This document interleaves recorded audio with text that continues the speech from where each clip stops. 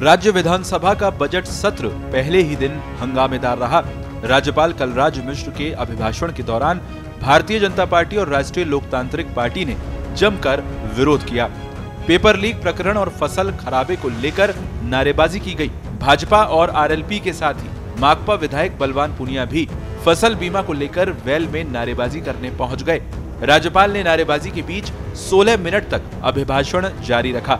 स्थिति ये रही कि राज्यपाल अभिभाषण को पूरा नहीं पढ़ सके और बीच में ही दस्तखत कर सदन से चले गए। राज्यपाल के जाने के बाद सदन आधे घंटे के लिए स्थगित हो गया। 11:55 पर सदन शुरू होते ही भाजपा और आरएलपी विधायकों ने फिर से हंगामा शुरू कर दिया। इस बीच विधानसभा सचिव ने राज्यपाल के अभिभाषण को मेज पर रखा। इसके बाद नवनिर्वाचित सरदार शहर विधायक अनिल शर्मा को शपथ ग्रहण के लिए बुलाया गया। शर्मा के शपथ ग्रहण के दौरान भी भाजपा विधायकों की नारेबाजी जारी रही, जबकि आरएलपी के विधायक नारेबाजी करते हुए फिर से वेल में आ गए। विधानसभा अध्यक्ष सीपी जोशी ने आरएलपी विधायकों को 2 बार चेताया और तीसरी बार तीनों के नाम लेकर बाहर जाने को कह दिया। इसके बाद अध्यक्ष ने मार्शल को आदेश देकर नारायण बेनीवाल, पुखराज गर्ग और इंदिरा देवी बावरी को सदन से बाहर करने के लिए कहा। तीनों को सोमवार को एक दिन के लिए निष्कासित किया गया। बावरी को जब पुरुष मार्शल ने बाहर जाने के लिए कहा था तो भाजपा ने इसका विरोध किया। तभी महिला गार्ड आ गई। तीनों ही विधायकों को गार्ड ने सदन से बाहर किया। इस बीच वे नारेबाजी करते रहे। इससे पहले सुबह 11 बजे राष्ट्रगान के बाद राज्यपाल ने संविधान की प्रस्तावना वाचन किया, जिसे सभी सदस्यों ने दोहराया। इसके बाद जैसे ही राज्यपाल ने अभिभाषण शुरू किया तो प्रतिपक्ष के नेता गुलाब चंद कटारिया सीट से उठ गए और पेपर लीक प्रकरण का मुद्दा उठाया। तभी आरएलपी के तीनों विधायक और भाजपा के विधायक खड़े हो गए और नारेबाजी करने लगे। विधायक वेल में आ गए। आरएलपी विधायक इंदिरा देवी बावरी राज्यपाल के सामने खड़ी होकर पेपर लीक प्रकरण की सीबीआई जांच की मांग करने लगी। हो हल्ले और नारेबाजी के बीच भी राज्यपाल ने अभिभाषण जारी रखा। नेता प्रतिपक्ष गुलाब चंद कटारिया, उपनेता प्रतिपक्ष राजेंद्र राठौड़, पूर्व मुख्यमंत्री वसुंधरा राजे, प्रदेश भाजपा अध्यक्ष सतीश पूनिया सहित सभी विधायक खड़े रहे। विधायकों ने पेपर लीक, सरकार वीक, नाथी तेरे बाड़े में रगड़ाई की जांच हो जैसे नारे लगाए।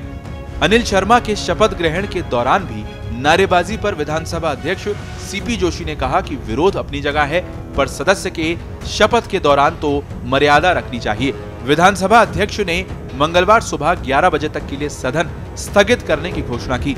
सदन में हंगामे के बाद सदन के बाहर सत्ता पक्ष और विपक्ष एक दूसरे को जिम्मेदार ठहराते हुए नजर आए।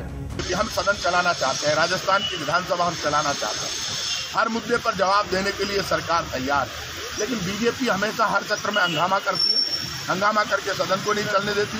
और जहाँ तक पेपर लीक का सवाल है, आप खुद इस बात को जानते हैं, राजस्थान पहला स्टेट है जिसने पेपर लीक पर सख्त और सबसे ज्यादा कार्रवाई की। जितना विकास हुआ है राजस्थान में, वो राजस्थान का विकास जो है इनके पेट में जलन पैदा कर रहा है विपक्षियों के। और विपक्षियों के पास कोई मुद्दा नहीं है, कोई मुद्दा नहीं है। ये विकास के ऊपर क्यों नहीं हमला करते कि साहब ये विकास गलत हुआ है, यहाँ पर ये गलती हुई है या ये, लेकिन विकास के बाबत बात नहीं करेंगे। जबकि राजस्थान में जैसा विकास हुआ है, किसी भी देश के किसी भी राज्य में इस प्रकार का विकास नहीं हुआ होगा।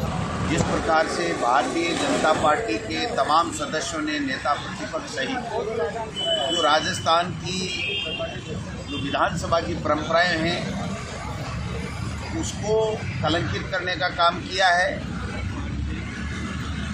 राष्ट्रगान का अपमान किया है।